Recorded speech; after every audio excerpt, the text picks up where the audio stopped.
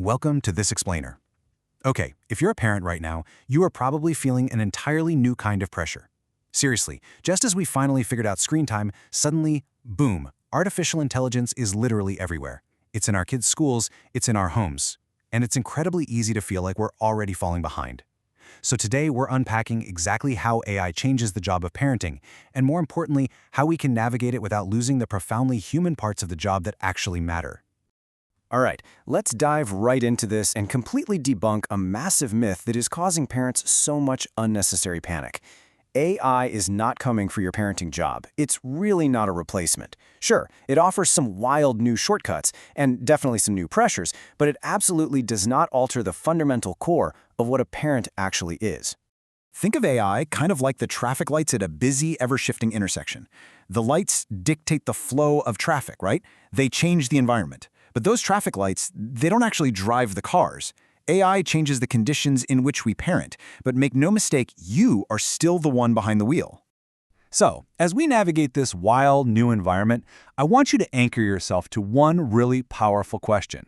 Is this helping me think better, or is it thinking for me? You see, AI can imitate thinking brilliantly, practically handing you answers in seconds. But separating a genuinely useful tool from a hidden dependence, well, that all comes down to asking who is doing the actual thinking.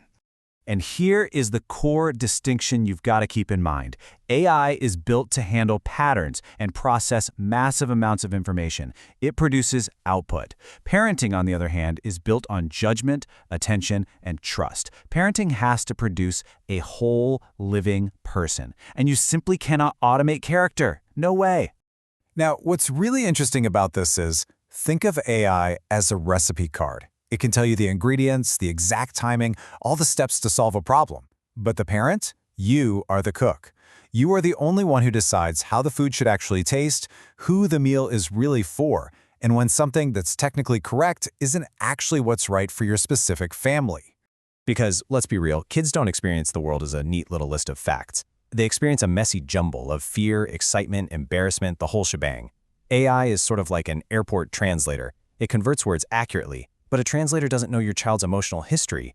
Only a parent can take a complex emotional experience, like say a full-blown toddler meltdown in the middle of a grocery store over a broken cracker, and translate that into real meaning and connection. Kids also need deep foundational safety. And sure, AI can generate brilliant road signs to make daily navigation a lot easier. But a child's trust, that is the bridge itself. You can have the absolute best road signs in the world, but if the bridge is weak, your child just won't cross. Only your reliable human presence builds that bridge. The exact same goes for family values. AI acts as a fantastic map, pointing out pathways you might never have even considered. But a map is completely useless if you don't know where you actually want to go. You hold the compass. You're the one who decides which direction actually matters for your child's moral development. And this brilliantly illustrates the pattern underneath all of this. AI can summarize info, reduce tasks, generate options. Those are methods. But only you can decide what matters, build trust, and choose by your values. Those are your enduring roles. AI assists the method, but it never, ever owns your role as a parent. So we absolutely must draw a hard boundary here. AI belongs entirely in the support layer, never in the soul layer. The truly human center of parenting, noticing that subtle shift in your child's mood, protecting your attention, staying emotionally available, that firmly belongs in the soul layer, and that is something that just cannot be outsourced. So how do we actually make this practical, especially when it's 7 p.m. and we are just completely exhausted?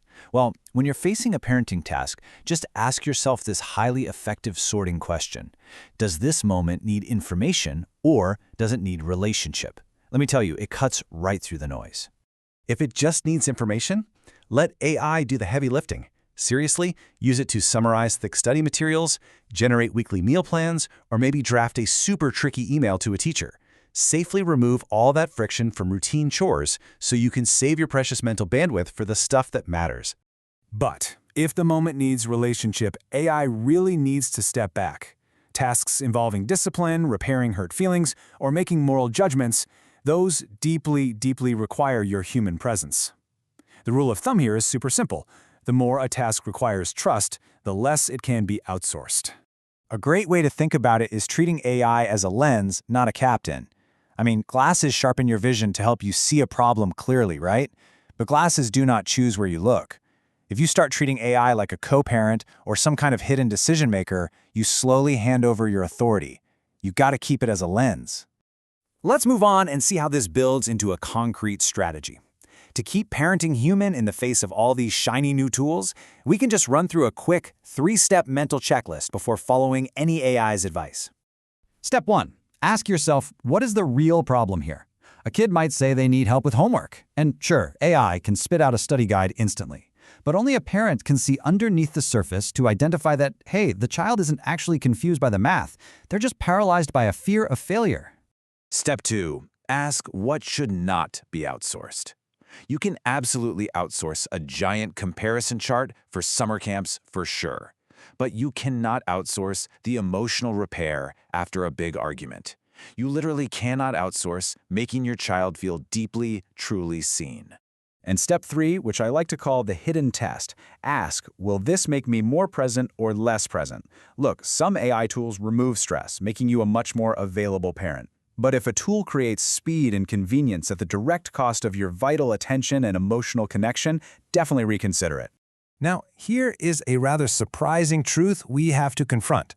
AI is kind of a hidden mirror. It doesn't just change our parenting, it exposes it. If you tend to avoid uncomfortable conversations, well, AI gives you perfectly drafted ways to dodge them even faster.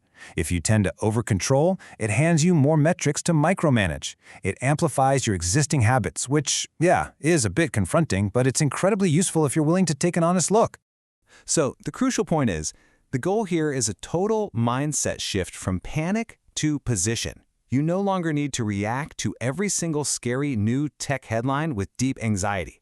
By understanding these clear boundaries, you can operate from a steady, confident center of leadership. Keeping AI in its proper place isn't a burden, it is absolutely your greatest strength. I'll leave you with this final provocative thought. AI can make parenting faster, but only you can make it wise. You have the clarity to use the tool without losing your role. And at the end of the day, what your children will feel most isn't the cold perfection of a machine, it's the present, messy, and profoundly human love of their parent. So what kind of compass will you be for them tomorrow?